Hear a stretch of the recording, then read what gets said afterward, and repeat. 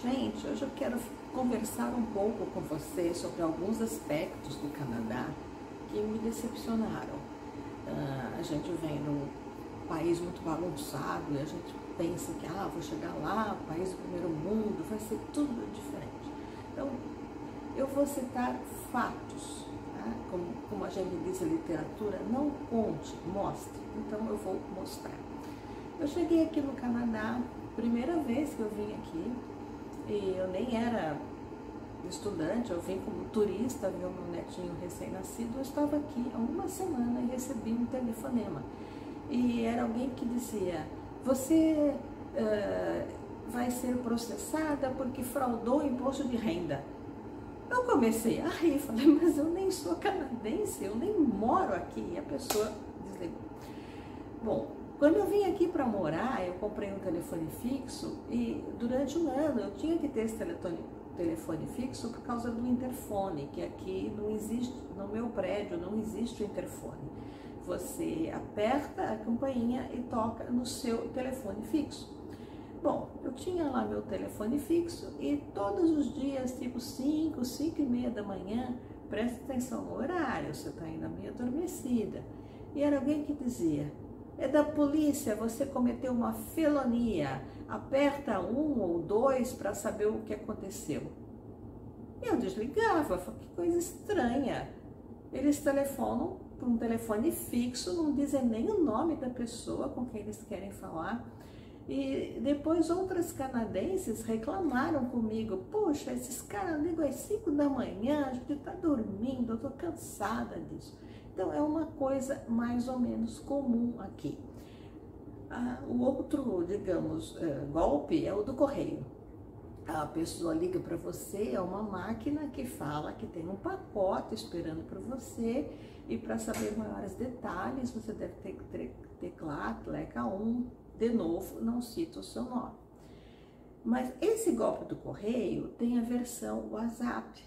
Então, depois começou a vir no meu celular o WhatsApp dizendo: é do correio e você deve vir retirar o seu pacote. Clique nesse link para fazer o tracking, né? Acompanhar o seu pedido. Eu, obviamente, não cliquei no link, eu peguei aquele WhatsApp e fui no correio, que é aqui 2 quadras de casa, mostrei para a moça e falei: olha, eu recebi esse WhatsApp com esse número de tracking, foi dos Correios? Ela olhou, deu uma risadinha, falou: aposto que não, mas eu vou procurar. Foi lá no tracking, digitou lá o link que os caras davam, o número do pacote. Falou: não tem nada aqui não, a senhora paga, porque isso aí é trote. Mas o que é de chato nesses trotes é que eles acontecem toda semana. Do correio você recebe uns 3 ou 4 por semana. Esse da polícia era frequentemente, quase todo dia. Na época de você declarar o imposto de renda, logo assim, uma semana ou 2 depois que terminou o prazo, a sua caixa postal é bombardeada de gente falando que você cometeu fraude e nunca dizem o seu nome. Claro que tem também o conhecido golpe do banco, em que alguém liga para sua casa e fala: olha, tem uma compra estranha no seu Mastercard, você precisa confirmar que foi você, pode dar o número do cartão? Olha só a pergunta, eu mais que depressa, quem sou eu? Para quem que o senhor está ligando? Tem que dizer o meu nome. E a pessoa do outro lado tentava me enrolar, falou: olha, você que é da Mastercard, você que descobriu a fraude, faz o seguinte, você me diz o número do cartão e eu confirmo se é o meu cartão. E a pessoa desligava. E isso também é bem frequente. E isso é muito chato, obviamente. Então, a primeira coisa desagradável que existe aqui no Canadá é a questão desses trotes. Ainda que esses trotes bancários, quando você não atende, a pessoa grava uma mensagem de voz. E aí a parte mais aborrecida é que essa mensagem de voz está em chinês.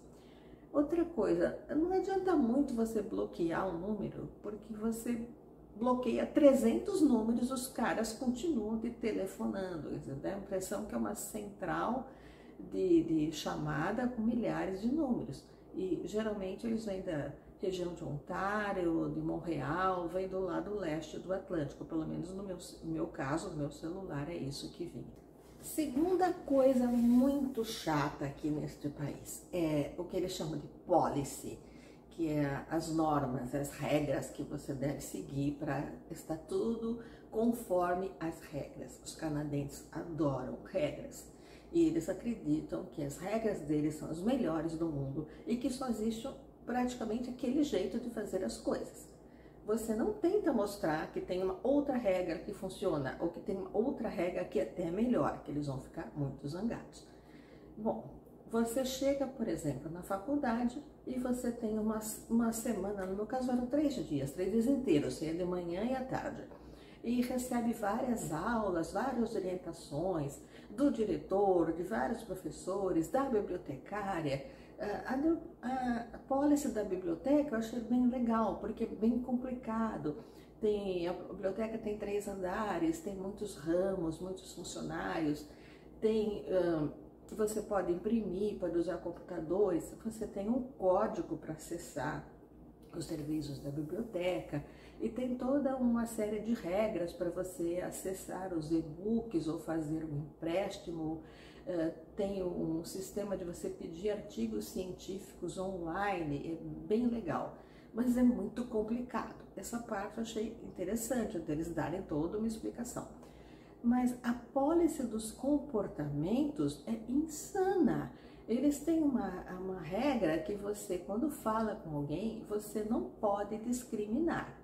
Quer dizer que se eu sou um marciano, você não pode dizer que eu sou um marciano. Se eu tenho a pele verde, você jamais dirá que eu tenho pele verde. Você se vire para me descrever.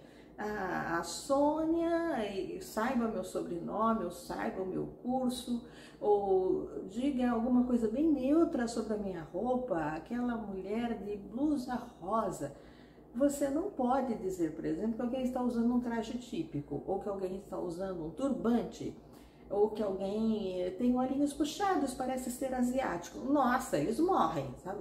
Discriminatório porque o verbo discriminar quer dizer perceber as diferenças. É claro que um asiático tem um olho diferente do meu olho, então eu estou discriminando, eu estou percebendo a diferença. E eu não vejo nada de errado nisso, mas eles consideram como racismo.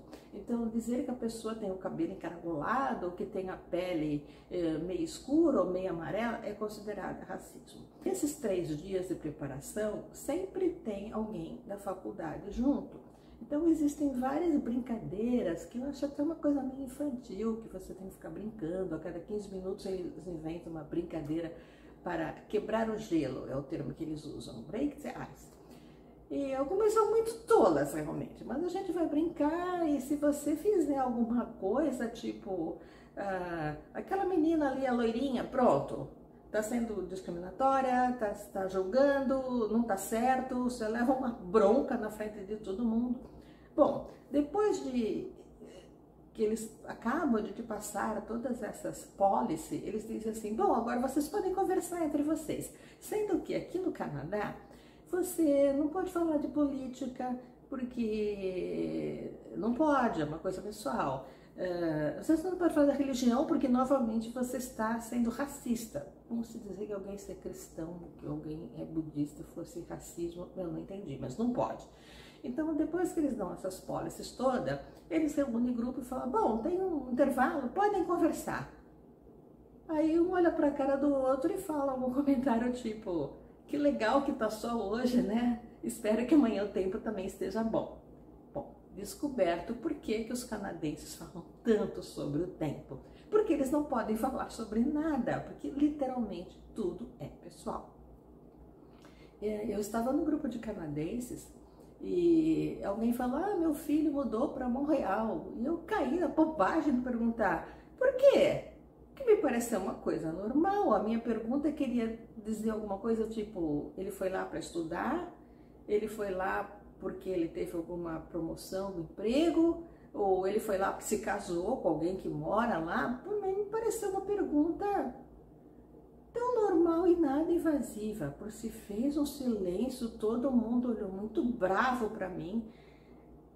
E aí as pessoas mudaram de assunto e simplesmente não responderam. Eles fazem muito isso aqui, sabe? Você faz uma pergunta, poxa, qual é o mal de eu perguntar se seu filho foi para outro estado, porque ele vai estudar lá? Se eu perguntar mesmo, ele foi estudar lá, eles olham para você muito bravo também, de repente te respondem que não é do seu... it's not your business, não é do seu, não é o caso de você perguntar isso, não interessa. Vocês perceberam, existe censura aqui no Canadá, sim, e é uma censura muito forte, o que você não deve dizer, o que você não deve fazer. E todo canadense sabe, e eles falam meio assim nos bastidores, reclamam, entre aspas, não reclamam muito, da censura na mídia, porque aqui o governo tem uma regra que não é escrita, mas você entendeu, né? Você não deve falar sobre isso. Eles não falam muito sobre os crimes ou sobre os suicídios, e aqui no metrô Vancouver é muito comum, eu digo que acontece pelo menos 2 vezes por mês, se você usa todo dia o metrô, que o trem para. E para às vezes por mais de 20 minutos. E aí algum canadense vai dizer para você, ai, alguém pulou de novo. Eles dizem que as pessoas se suicidam se jogando nos trens, nos trilhos do metrô.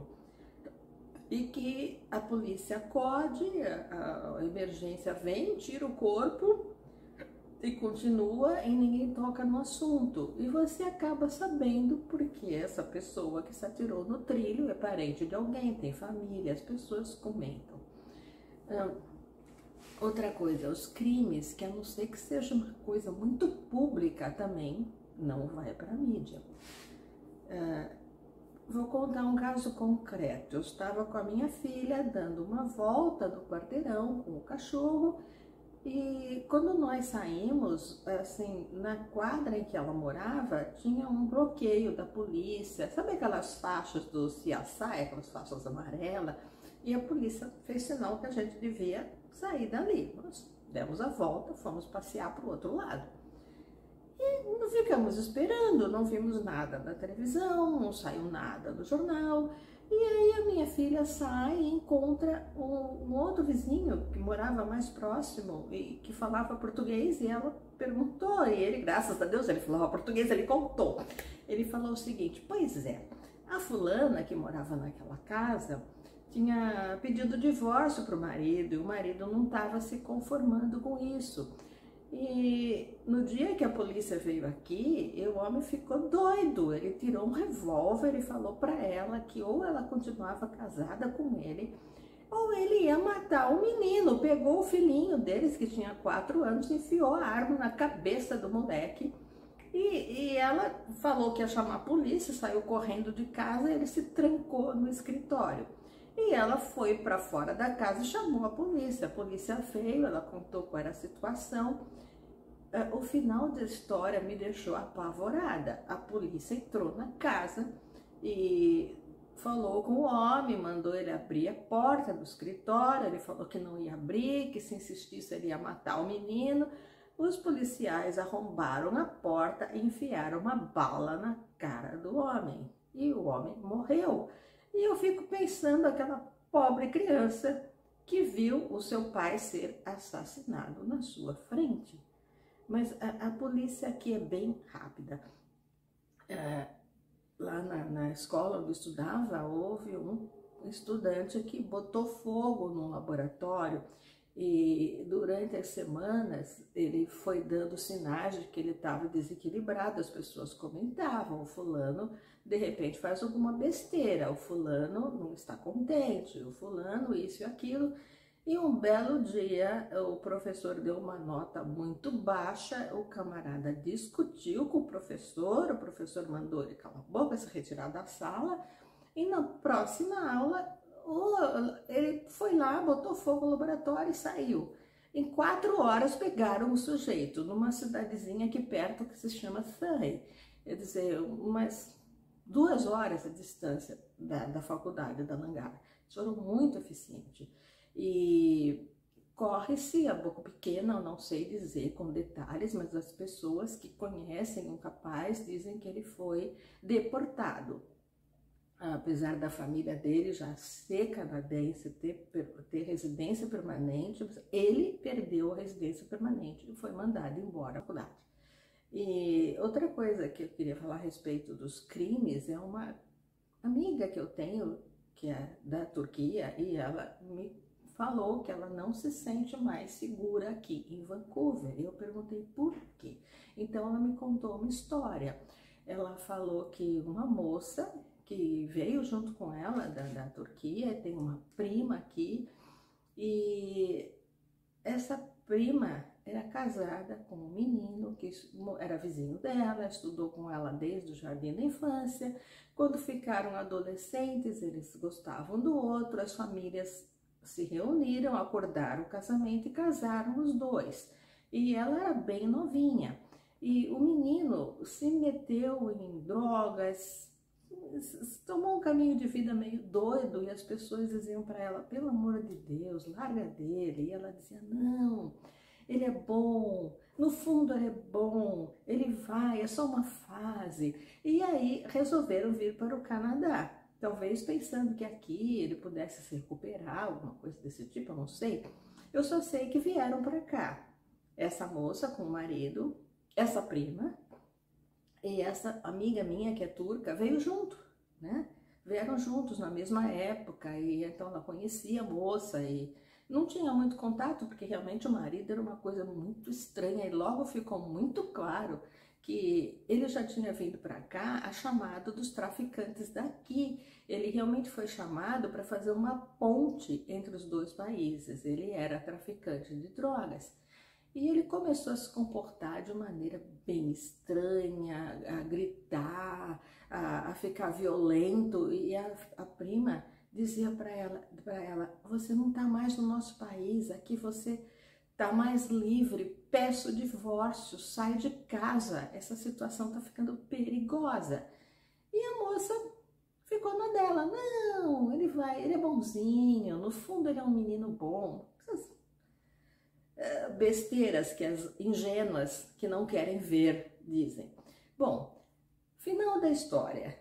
Um belo dia ele matou ela. Isso foi para o jornal porque foi uma coisa pública. Eles estavam numa praça, num local cheio de gente, ela começou a discutir com ele, e de repente ele saca o revólver e mate uma bala nela. De repente ele saiu de um monte de gente, o camarada pinica. Como foi uma coisa pública, muita gente viu, tiveram que chamar a ambulância, mas ela morreu a caminho do hospital, então não teve muito como esconder. Acabou indo para a mídia. Outra coisa, os policiais que estavam ali perto conseguiram correr, pegar ele e colocar ele no camburão. Mas a minha amiga garante que ele está livre.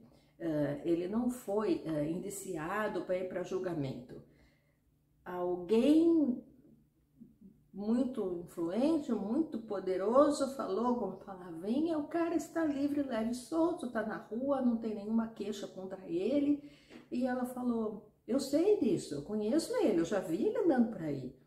Então eu não me sinto mais segura, porque aqui a polícia também é corrupta, liberdade de expressão, de que existe sim uma censura programada pelo governo, que ninguém fala no assunto, porque é dessas coisas assim que não se fala, né? Aqui no Canadá tem essa política horrível, não, da corrupção do governo.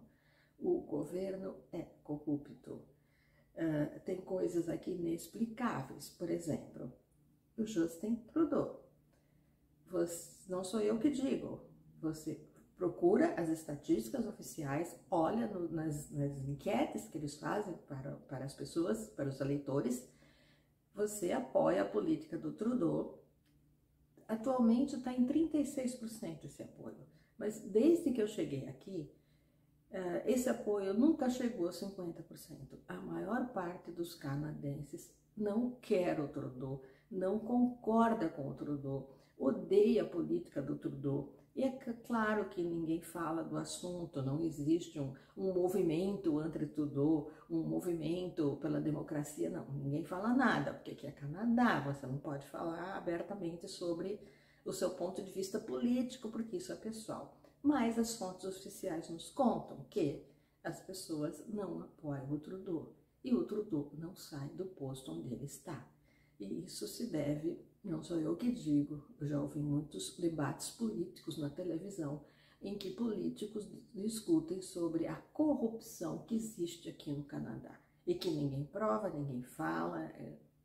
E pior, quando tem um adversário político do Trudeau que sobe na tribuna e começa a falar contra ele, aparecem logo vários canadenses falando: ah, esse aí tá falando o quê? Ele também é corrupto. Então, o Canadá também tem este lado meio podre. O Canadá, ele faz da imigração um negócio. Ele cobra taxas bem altas das pessoas que querem vir para o Canadá. E as pessoas pagam essas taxas, porque são refugiados, é gente que vem fugindo da guerra, é gente que vem fugindo. Por exemplo, na época da Ucrânia, ficou cheio de ucraniano aqui de repente, porque eles receberam milhares de gente fugindo da Ucrânia. Pessoal que vem da Síria e daqueles países lá do Oriente Médio que estão em guerra, também tem vários. Da Índia e da China, que são países muito populosos, com desigualdade social muito grande, e no caso dos chineses, o comunismo, muita gente vem daqui fugindo desses governos autoritários. Miséria. Os indianos que vêm para cá não são os pobres não, viu? São os ricos. E eles contam coisas estranhas, por exemplo, meninas que estudavam comigo diziam assim: eu vim para cá para poder trabalhar, para ter uma vida mais livre, porque lá, além de eu ter de seguir todas aquelas regrinhas das religiões indianas lá, eu não posso trabalhar, porque cada vez que eu vou e levo meu currículo, a pessoa olha para o meu currículo e fala assim: ah, você não é da casta pária, você é da casta Brahmani, você é da casta dos comerciantes, não tem emprego para você aqui não, mas o emprego é para outra casta. Então tem esse problema das castas.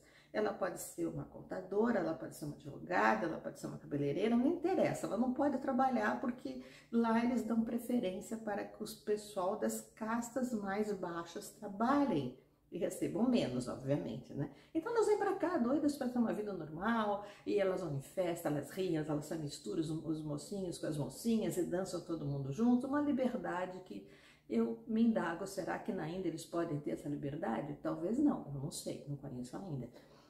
Bom, então eles fazem, o Canadá faz da imigração um negócio, e eles usam essas taxas muito caras que eles cobram dos imigrantes para sustentar os canadenses. O que tem de canadense desempregado aqui você não tem ideia.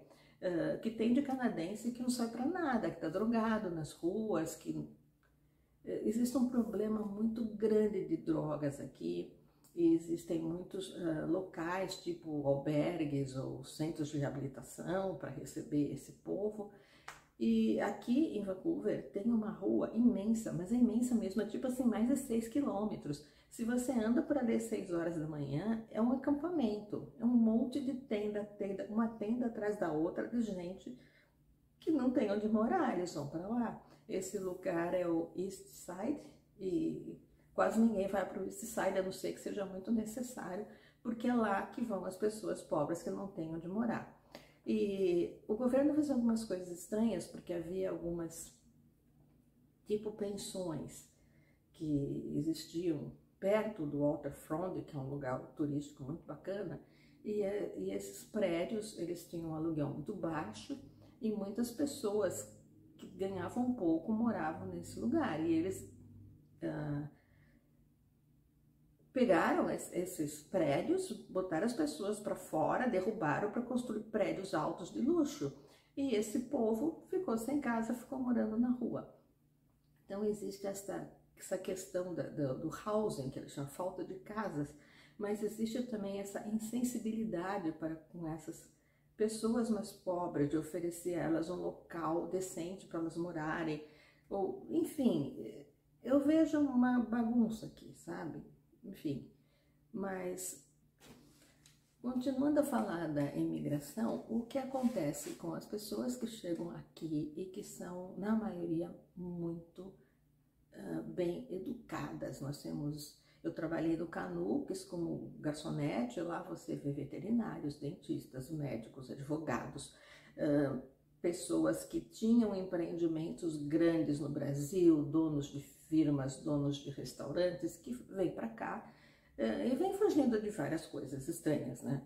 Eu não estou falando só dos brasileiros, estou falando de todo mundo. Eu conheci, por exemplo, um ucraniano que era neurocirurgião, e ele vinha aqui, ele era novo ainda, e ele dizia: eu quero voltar a ser neurocirurgião, eu estudei tanto, eu apliquei tanto para salvar vidas, eu adoro o que eu gosto, então eu realmente espero que ele consiga fazer o Revalida dele e consiga ser neurocirurgião, porque a maioria das pessoas não conseguem. Eu vejo muitos dentistas que chegam aqui e se tornam higienistas, eu vejo oftalmologistas que chegam aqui e se tornam optometrista. Sim, optometrista aqui é uma profissão bem legal. Onde você vai quando você quer renovar os seus óculos? Você vai ao optometrista e não ao oculista. O optometrista, ele vê a sua pressão do olho, ele faz a sua campimetria, ele ajusta as suas lentes. E se ele percebe algo errado no seu fundo de olho, na história que você conta para ele, aí sim, ele encaminha você para o oculista. Então, o oculista aqui é o cara que vai tratar de glaucoma, de catarata, de coisas cirúrgicas, coisas bem específicas. Mas o dia a dia de quem receita óculos é o optometrista. Então, essas profissões aqui existem, mas o que acontece geralmente é isso: as pessoas não conseguem se inserir na profissão que elas faziam. Eu conheci uma menina que estava estudando com a intenção de ser engenheira e ela dizia: o meu pai é engenheiro, ele vem para cá, ele está há muitos anos trabalhando como técnico de assistência, ele não consegue voltar à profissão dele. Então, quando um imigrante chega aqui no Canadá, fugindo de guerra, fugindo de governos autoritários, fugindo de situações absurdas, ele se submete a qualquer coisa porque ele quer estar vivo e ter a família dele em segurança. Mas esse se submeter a qualquer coisa também significa: eu vou ser um subcidadão, eu vou ser menos do que eu era na minha terra, eu não vou conseguir trabalhar na minha área. Então, eu acho essa política bastante cruel e, enfim, muitas pessoas estão aqui, dizem que não voltam e algumas dizem até coisas bem lógicas. Elas dizem assim: olha, eu ganho salário mínimo, meu marido também ganha salário mínimo, mas o que acontece aqui no Canadá, pelo menos aqui em Vancouver, você ganha o salário mínimo e você consegue ter uma vida digna. Querendo dizer que você mora num apartamento bom, numa casa boa, você consegue comer fora todo fim de semana, você consegue se vestir, você consegue ter seu lazer. Enfim, é claro, você não consegue ir para a Europa todo ano, como se você fosse, por exemplo, um advogado, um dentista no Brasil, eu tivesse lá um mês de férias. Mas, enfim, você consegue estar vivo em boas condições. E a última coisa que eu vou comentar aqui do Canadá são as leis trabalhistas. Esqueça! Se você veio do Brasil com aquela questão de que os trabalhadores têm direito, chegou aqui no Canadá, esqueça, você é um trabalhador, ponto. E aqui as coisas são bem chocantes a princípio, porque você vai trabalhar das 9 às 5. Aí você fala: beleza, onde que eu vou almoçar? Como assim, onde você vai almoçar? Nós contratamos você para trabalhar, não para almoçar. Bom, mas eu não tenho direito a uma pausa? Ah, tá, você tem 15 minutos de pausa. Aí você pensa: pô, 15 minutos? Eu não vou conseguir sair e numa lanchonete comer alguma coisa e voltar. Então é melhor trazer uma lanche de casa. Aí você leva o seu lanche de casa e começa a procurar. Cadê o que a gente tem aqui no Brasil, nas grandes firmas, local onde você tem um micro-ondas, para você aquecer a sua comida, um lugarzinho com mesa, cadeira, você sentar e comer. E as pessoas olham para você e falam: não, não tem isso não. E aí você começa a ver que os seus colegas simplesmente afastam o papel do lado, abrem um lugarzinho ali na mesa, colocam a marmitinha, comem, guardam a marmitinha na bolsa e continuam trabalhando. Então você come no seu local de trabalho. E outras coisas estranhas, por exemplo, férias. A maioria dos locais não dá férias. O local onde eu trabalhava, depois que você passa 3 meses de experiências, você recebe no seu holerite, lá no finalzinho, um adicional. Esse adicional é proporcional ao seu salário.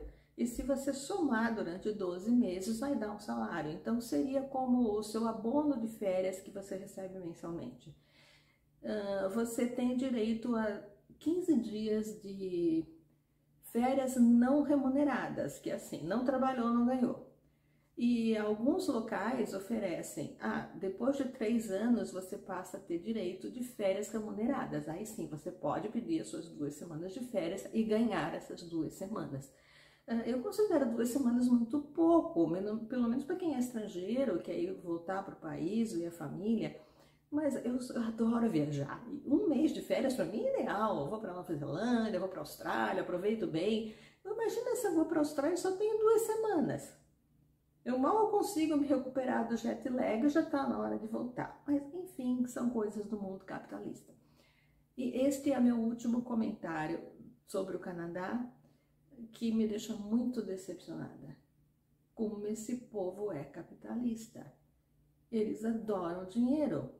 O Canadá é um país rico que é feito para gente rica. Eu não quero dizer que o canadense esteja bem de vida, porque eu sei que muitos canadenses, a grande maioria deles, está realmente muito mal. Os professores ganham muito pouco e as pessoas que trabalham em profissões menores, que não são tão bem remuneradas, eles ganham a mesma coisa, né?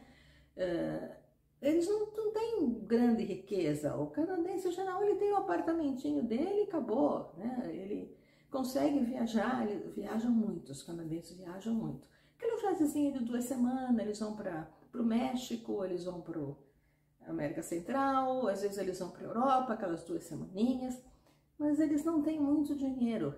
E você vê que existem pessoas absurdamente ricas, empresas que compram prédios inteiros e colocam esses prédios para alugar, e em regiões como Vancouver, que tem uma grande procura de apartamento, os aluguéis estão sempre subindo, então essas pessoas que são donas desses prédios, elas enriquecem muito, e o coitado do canadense que não conseguir comprar a casinha dele, ele está no mesmo barco que todo mundo, ele vai ter que pagar muito caro. Então, essa coisa do capitalismo aqui me horroriza, porque é uma verdadeira doutrinação. Tipo assim, o cliente tem sempre razão, tudo que você faz, você pensa primeiro no seu emprego, tudo que você faz, você tem aquela meta de negócios, e como disse um colega brasileiro, puxa, meta do negócio no Brasil é coisa que a gente se mata para fazer. Porque quando você atinge aquela meta, você ganha uma promoção, você faz vários cursos na sua empresa e você ganha uma possibilidade de ir para um local de trabalho melhor, ou de você ter um aumento no seu salário. E aqui não, aqui você pode trabalhar 10, 14 anos na sua firma, fazer todos os cursos possíveis, cumprir todas as metas que o pessoal te propõe e você nunca sai do lugar. E é muito comum também o que eu achava que só existia no Brasil, o que eu chamo de exploração. Você é engenheiro, você vai ser contratado como técnico, mas vai trabalhar como engenheiro, e assim um dia você vai conseguir a vaga de engenheiro. E o camarada fica lá fazendo um serviço, ganhando menos do que o serviço que ele faz, completamente regular, ninguém fala nada e ele não sai do lugar. Eu tive uma amiga que ficou muito triste, porque chamaram ela e falaram, olha, você vai trabalhar mais horas, você vai fazer mais coisas. Ela, oba, vou conseguir fazer o que eu faço. Não, você só vai conseguir fazer, você não vai conseguir ganhar, você vai continuar ganhando a mesma coisa. E ela ficou muito triste. Depois de 1 ano, ela chegou e falou, ai gente, eu já estou comemorando, porque hoje me chamaram e me deram o meu aumento em dinheiro, né? Realmente a minha promoção aconteceu, agora aconteceu. Porque ela ficou 1 ano trabalhando, fazendo mais coisas, trabalhando mais horas, se esforçando para cumprir os objetivos da firma e não ganhando nada por isso. Então, essa parte do trabalho é bem cruel aqui no Canadá. Bom, acabei de contar para vocês as coisas que eu não gostei no Canadá, as coisas que eu considero muito erradas. Enfim, eu sei que os canadenses também não gostam da maioria dessas coisas, mas eles não falam nada. E a última coisa é a questão do boring people. Todo mundo que estudou inglês alguma vez na vida viu um mapa da América do Norte dividido em 3 partes. México, Estados Unidos e às vezes tem assim, self-made man, né, o businessman, local dos negócios, das pessoas que conseguem se fazer por conta própria. E onde está o Canadá aparecem boring people, as pessoas chatas. E quando você chega aqui num país conturbado, com 1 milhão de problemas, você está dando graças a Deus que eu estou no boring people, porque é uma paz, é um silêncio, não tem confusão. Depois que você já está aqui em 5 anos, você começa a ficar meio chateada e você começa a entender melhor esse boring people. Do meu ponto de vista, é uma falta de criatividade total. Não tente ser criativo com o canadense, não vai colar. Ele não vai achar interessante, ele não vai achar engraçado, ele não vai pensar que legal, ela tem ideias. Não, você vai ser colocado de lado. E a respeito desse colocado de lado, eu vou fazer a minha última colocação nesse vídeo. Eu estava fazendo um trabalho voluntário aqui no centro da cidade, num centro semelhante a um SESC, né? Tipo um centro comunitário. E eu estava lá e chegou a líder dos voluntários e falou: olha, vem todo mundo aqui que eu vou tirar uma foto.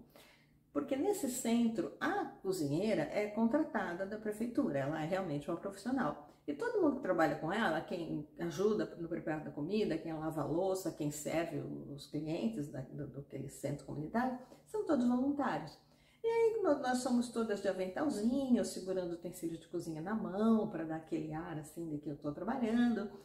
E quando está todo mundo arrumado, essa senhora se vira e faz um comentário e todo mundo olhou para minha cara e riu, achando engraçado, e eu fiquei muito quieta.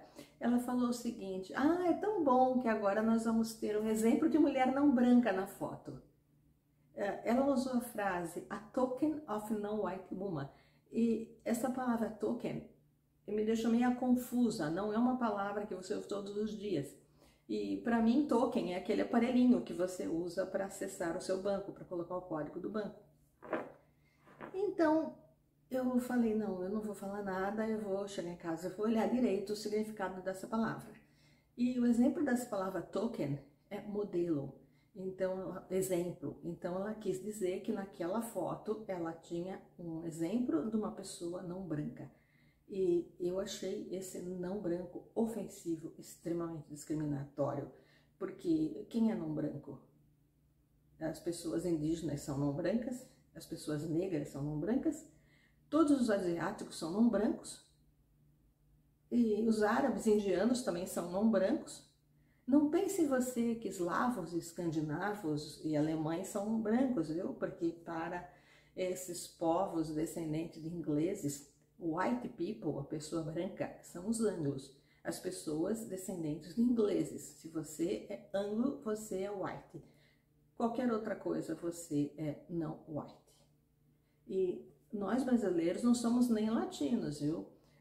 Os povos espanhóis da América do Sul, eles são considerados latinos, mas os brasileiros não, porque houve toda essa imigração de pós-segunda guerra, de pessoas que vieram da Europa, tem muitos africanos, tem muitos japoneses, então toda essa mistura de povos, eles não consideram a gente latino, porque de repente você não é descendente de europeu, você é descendente de japonês ou de negro, de alguma outra etnia. Enfim, acabei de fazer todas as reclamações do Canadá, acabei de entregar para vocês as minhas experiências, não são as minhas impressões intelectuais, são as minhas experiências.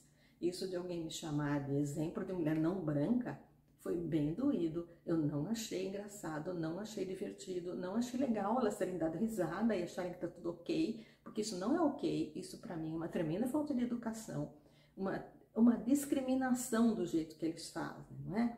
Se ela tivesse dito, a gente tem aqui uma pessoa estrangeira, foreign people, tudo ok. A gente tem aqui um imigrante, também tudo ok, mas não white people. Não, isso não foi legal. Bom, estou indo embora do Canadá e estou aqui então gravando o meu vídeo dizendo as coisas que eu não gostei desta terra, que em outros aspectos é maravilhosa. Vale a pena você conhecer, porque eles são civilizados, eles são educados, eles recebem muito bem os turistas e a natureza aqui é fantástica. Vale a pena.